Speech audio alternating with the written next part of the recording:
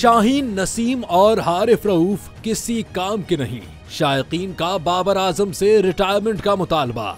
ICC champions trophy में मुसलसल 2 शिकस्तों और खास तौर पर भारत के हाथों एक बार फिर मैच हारने पर शायकीन क्रिकेट ने बाबर आजम से रिटायरमेंट का मुतालबा करते हुए कहा कि शाहीन आफरीदी, नसीम शाह और हारिस रऊफ अब किसी काम के नहीं रहे।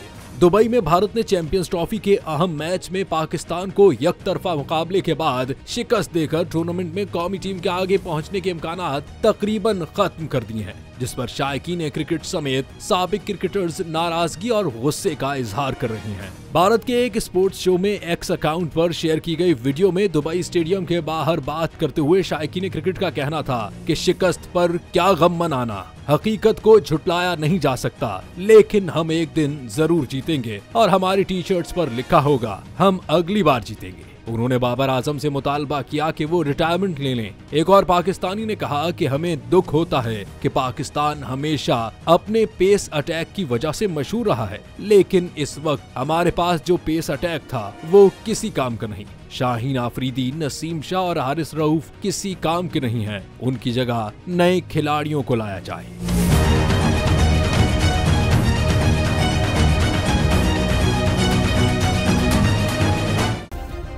सब्सक्राइब करें और बेल दबाएं ताकि कोई खबर रह न जाए।